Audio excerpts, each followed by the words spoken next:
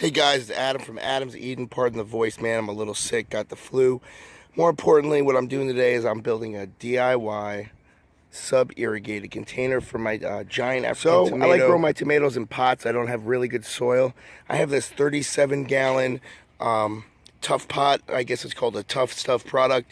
It's used for multiple different things that were given to me. So what I do is I use them as large containers, and they're like almost like a raised bed. In essence, they're so big. So what I'm doing is taking an old tote, I cut it in half, as you see here. I took my saw, cut it right in half. Okay, real simple, guys. Just take one of these guys, a nice reciprocating saw, and just saw it down. What I like to do is give it about 4 to 6 inches, probably about maybe 5 inch, 6 inch. This is what I'm doing now. I'll take my hole saw, I'll put it on forward. I like to do it off to the side a little bit to kind of, I don't like my my fill hole in the middle, so I throw it off to the side. I'll go forward just till I get it into the plastic. Now I want to flip the drill onto reverse.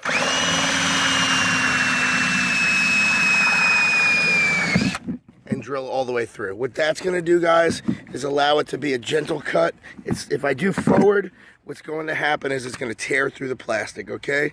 I cut my section of pipe, and as you see, I kind of cut it on an angle, okay? What that's going to do is allow, when I put it into the hole and it hits the ground, okay, to show you, it's not going to allow a flat, flush surface, you know, to come completely in contact with the ground. So when you fill it with the water can actually drain out fast enough so that the whole tube doesn't fill up before your actual water basin does.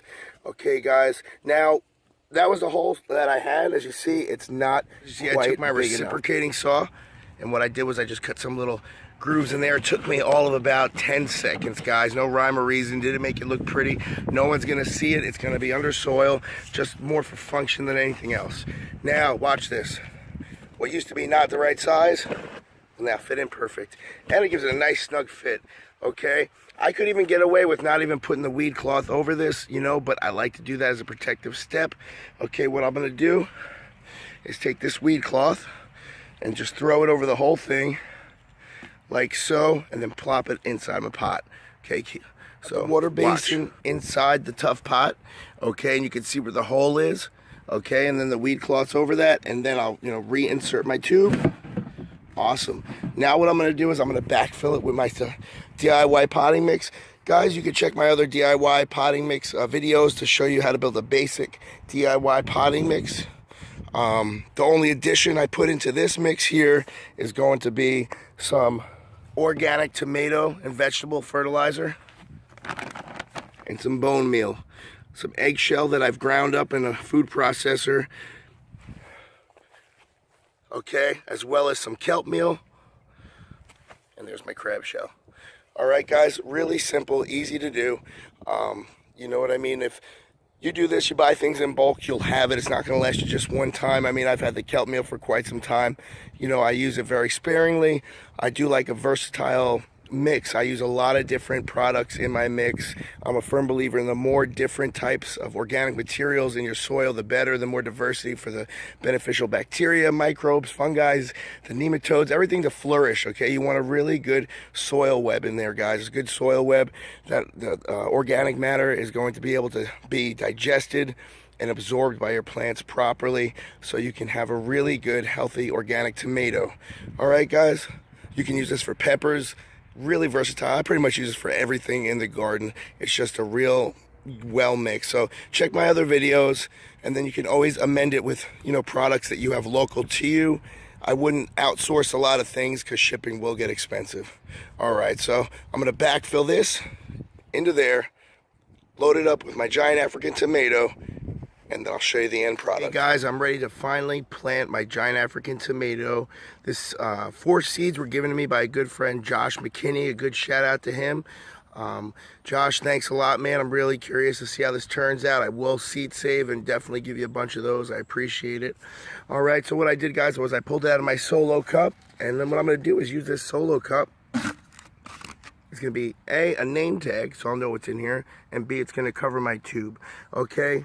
Now, real quick, why do I do this? Why do I do sub-irrigated? I'm doing sub-irrigated for the simple reason that tomatoes are very susceptible to certain funguses in my area. So I grow them underneath there, okay, to prevent the rain from coming in contact with the tomato, so it decreases moisture, okay, and then also by sub-irrigating it, it's going to keep the top of the soil dry. All right, guys, and what that's going to do is get me a little bit longer of a season on my tomatoes. They will eventually get the fungus anyway. I prevent that by using a neem oil and a copper spray, all organic, all the way, okay, guys? I'll show you that in a later video, but let's get this thing transplanted. Now, as I dig down, right here is where I have my water basin, so I can't go super deep. And you want to bury tomatoes a lot deeper. I mean, this got out of control in the solo cup.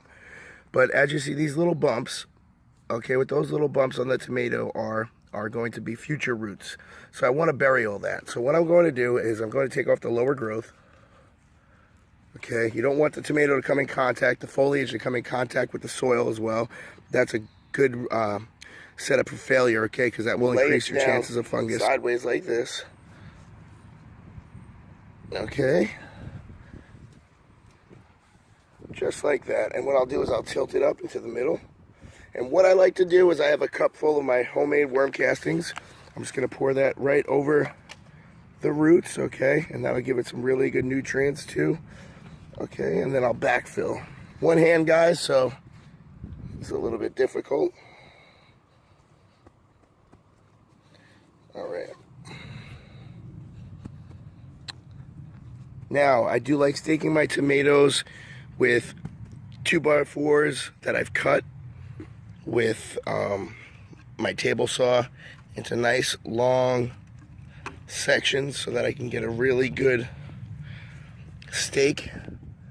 But it's not that big yet, so to buy me some time till I have to do all that, cheap little tomato steaks, and that'll buy me about a week or two.